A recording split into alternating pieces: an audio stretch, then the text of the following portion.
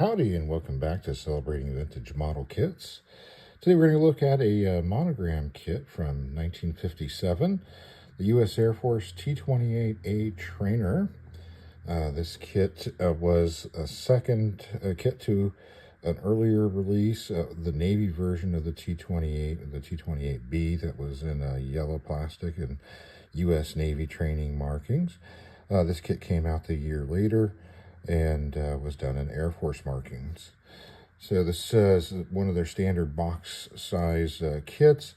It scales out to 151 scale.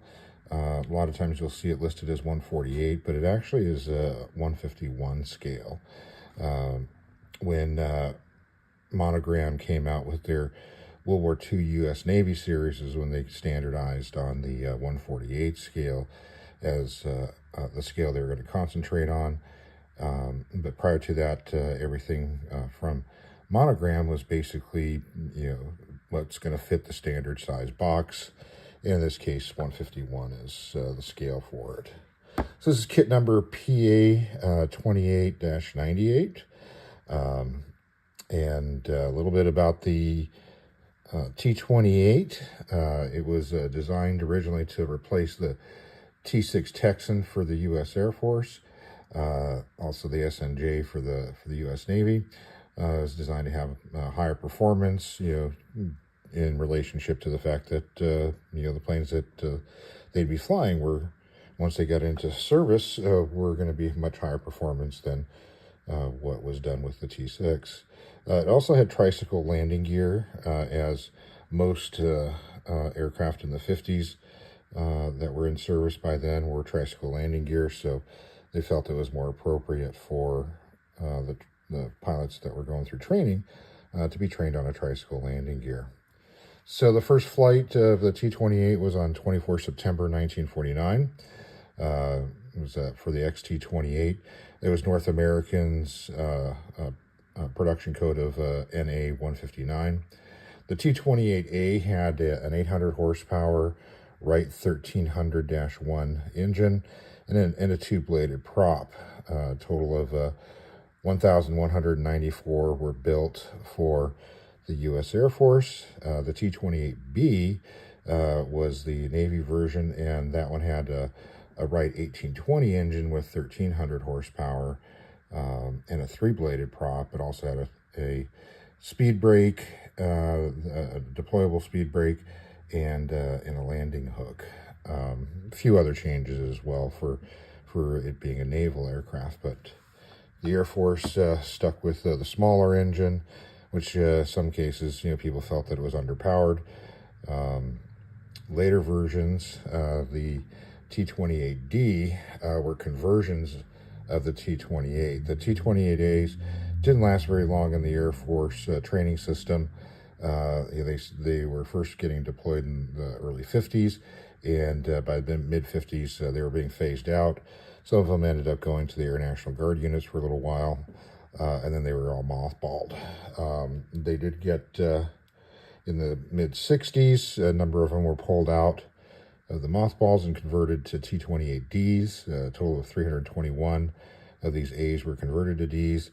They got the bigger engine, the 1820 engine, and additional stuff for some of the new roles that the T-28 was going to play for the Air Force, namely counterinsurgency, reconnaissance, search and rescue, and forward air control.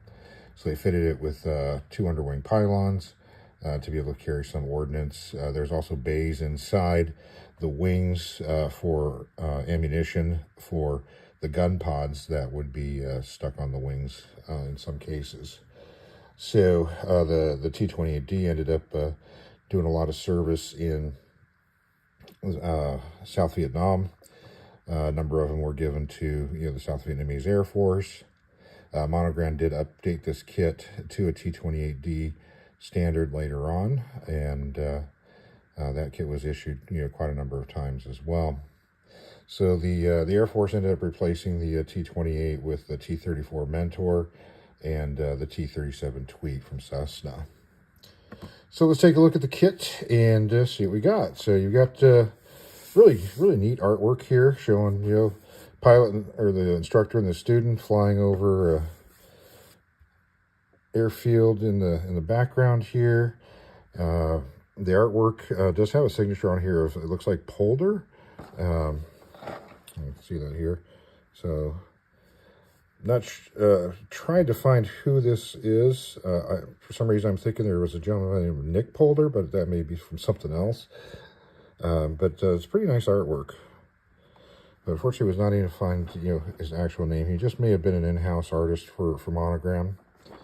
So this is part of their 4-star plastic kit series, and it does call out again the all plastic. This is still the early days when Monogram had been switching over from wood and plastic to all plastic. Scale from official blueprints, and then some of the operating features which were popular in the late 50s. Operating landing gear, sliding canopy, 3 lifelike sculpted figures. Monogram was really good with their figures that they were giving, so we'll see some of those. So we got on the side here, we've got again the 4-star. Different artwork for the side, sliding canopy, operating gear, and hey, here's your figures. Instructor, student, and mechanic, and everybody's just happy. On the end, got flipped, I think it's probably the exact same artwork, just flipped. And it looks like the U.S. Air Force is typed on instead of painted on. But here you got your kit number, the T-28A. So this is a 98-cent kit. And on this side, we've got some of the other kits available. And it says 57 copyright, Monogram's address. So the P series numbers, PM was military, PA was aircraft, and PC I believe was for the cars. So there you have the box. Nothing on the bottom. You can see it was originally taped shut. For the days of the cellophane wrap. And let's take a look inside. So the box top, these are still the old hard boxes. So you can see where the lithograph print was wrapped around and glued down. And the box bottom is the hard box with the glued corners. And here we have the instruction sheet.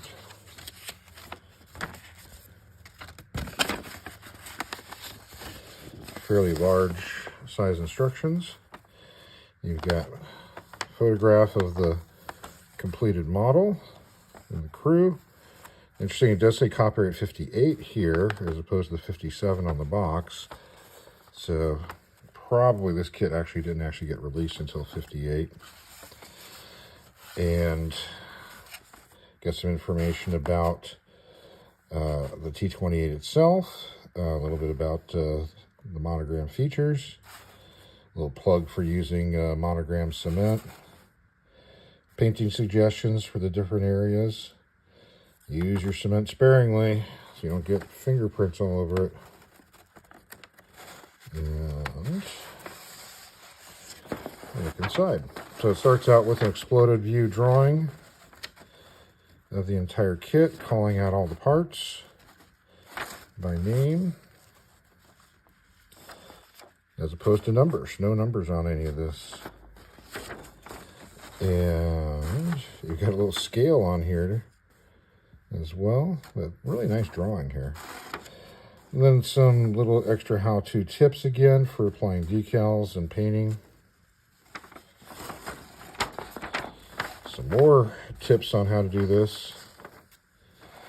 And then the actual assembly instructions. So again, they're not calling out any numbers, they're just calling out the parts by what they are, and then I guess you'd reference back to the first drawing.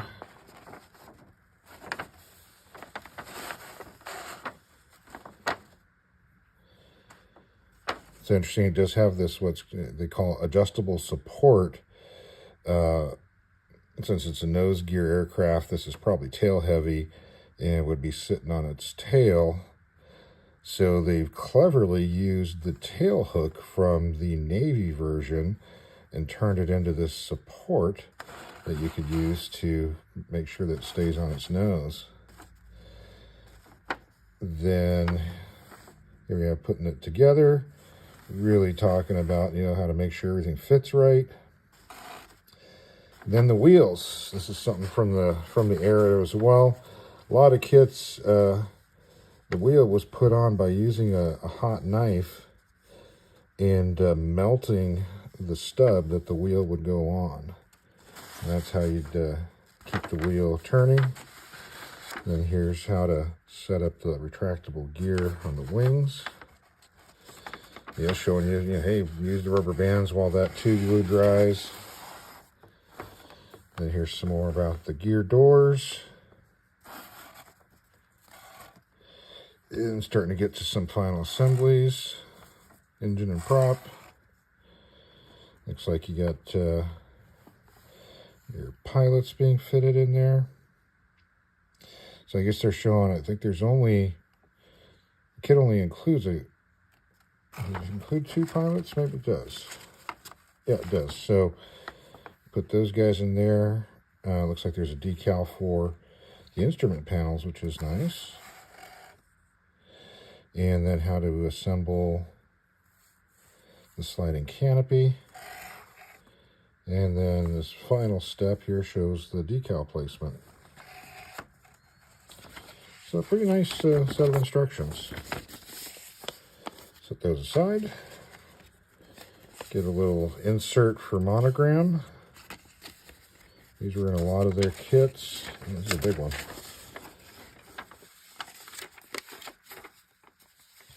So I could fold around like that. Originally, there you go. So Monogram hobby kits. So it shows there's all the early aircraft kits they produced. There's the Navy version of the T-28.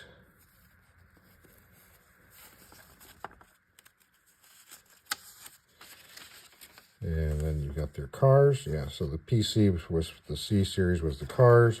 PB, the B's for the boats.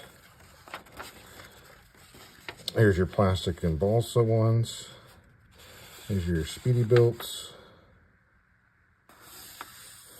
They're still advertising the large Speedy Built bombers, which were fantastic kits. If you've ever seen one of these, we'll be reviewing one of those on the channel one day. And these are their super scale. These are also woods. And looks like, I think these are wood cars. Here's their military vehicles that they started out with. And then, oh, here it is, the new T-28. You got your Snark missile, and then a Blue Angel set with 4 Tigers, and the Wright Brothers Kitty Hawk model. So, pretty good lineup. Then we have our decals. So these have yellowed pretty good, but are still in pretty good shape, but very yellow.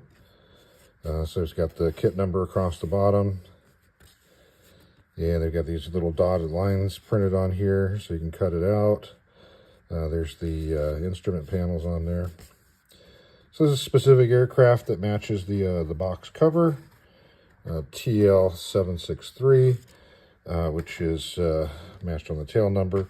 So that's actually serial number 51-3763. That was one of the very early production T-28s. It's actually the first one that got the lowered canopy. A couple of other changes on the production line happened starting with that aircraft. Unfortunately, I wasn't able to source a photograph of it, but in the intro, you'll see a number of photographs of, all these T-33s were very, very similarly painted when they were first in service with the Air Force. So I'd assume this one looked a lot like that, like those others as well. So the 51-3763 was written off, I believe, in 1953 on April 21st. A pilot by the name of John Bucko Jr., who was flying out of Laredo Air Force Base, crashed the aircraft, and it's listed as a Category 3 damage, which is for substantial major damage. So it's quite possible that this aircraft was written off at that time, because I was not able to find any of the reference afterwards for it. So sad fate. Didn't list whether or not John Bucko was injured or killed, but it looks like the aircraft may have been a write-off. It's interesting in looking, I had to go through a whole list for the year of aircraft that had crashed for the Air Force, and scroll through, this giant sheet of stuff, and the Air Force was crashing like 10 planes a day, in the 50s. I mean, every day, there's 6, 7, 8, 10, 12, 15 planes, all different types, were crashing or damaged in some way. I just find that amazing.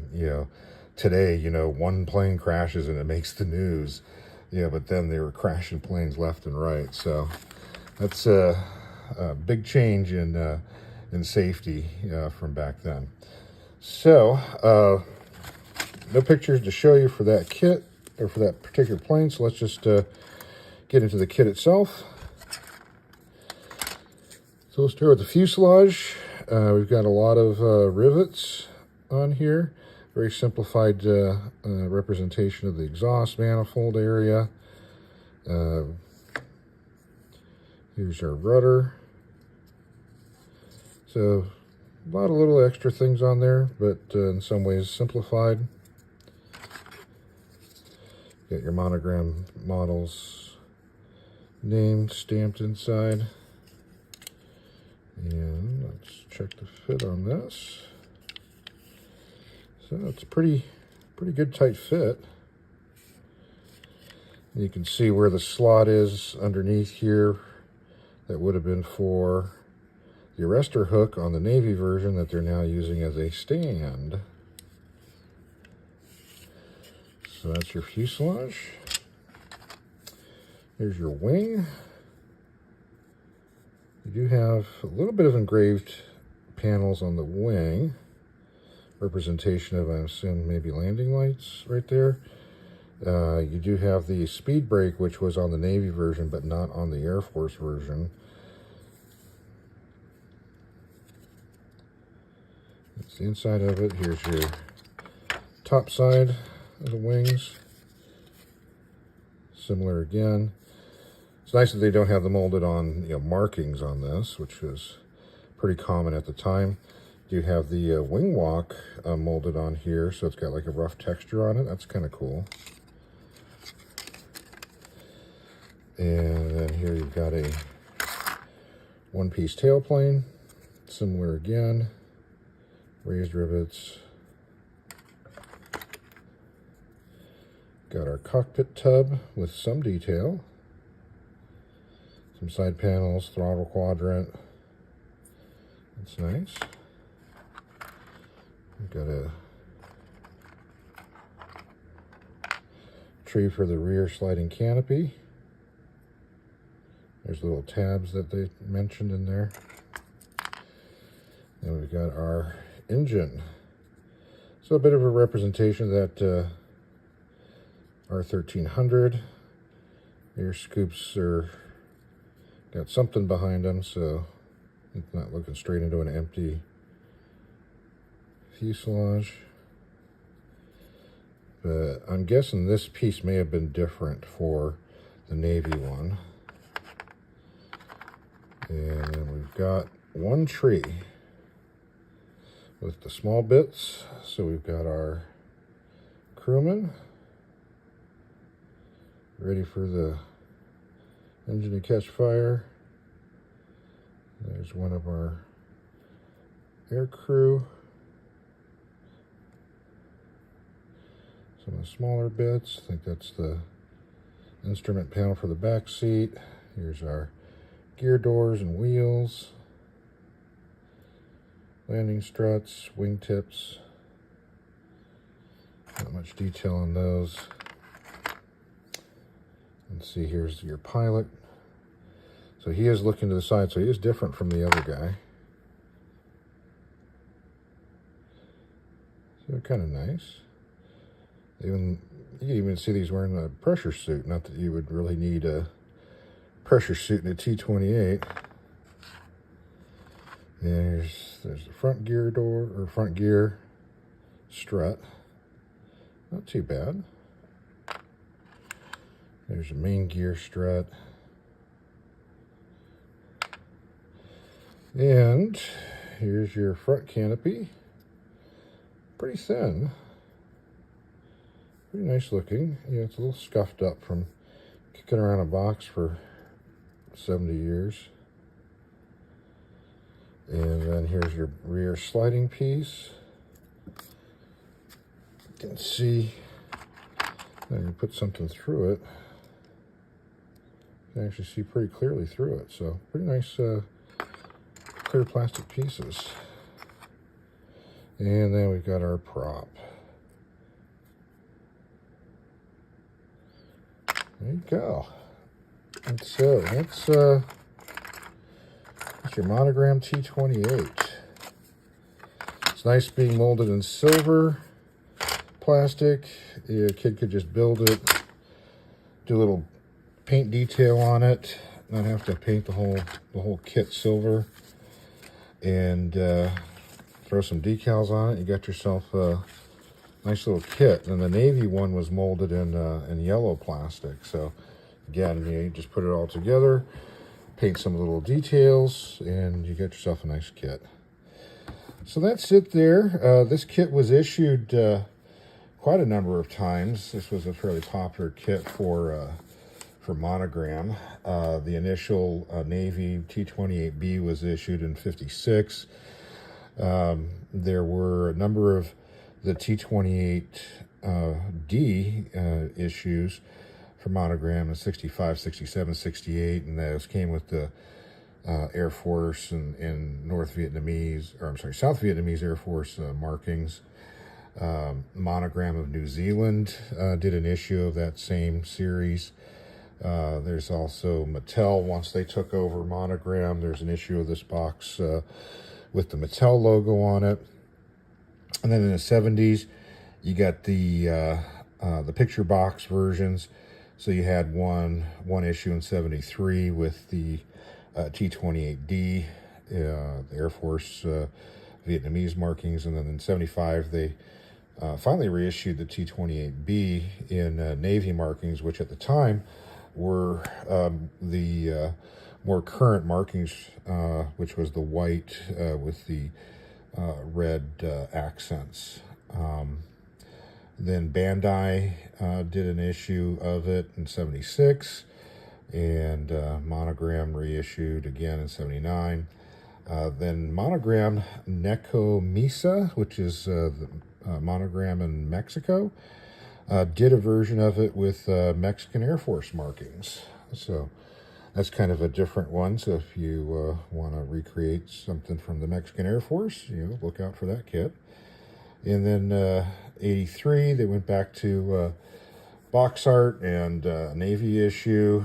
'94, another Navy issue. And then '95, '99, and 2008, they did some nostalgia boxes. So the '95 one was of the original '65 T-28D. '99 did the T-28A, this one here. And in '08, they did a nostalgia issue of the T-28B of the original all yellow. And then finally, Revell, of course, they got all the Monogram molds.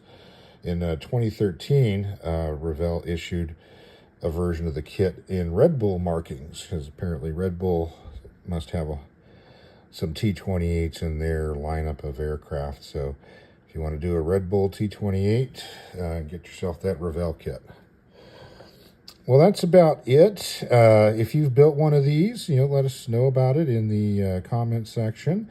If you've got one of these still on your shelf, want to take some pictures of it, send it in for the next viewer build video. That would be fantastic. And that's about it. So thanks for watching, and have yourself a great rest of your day.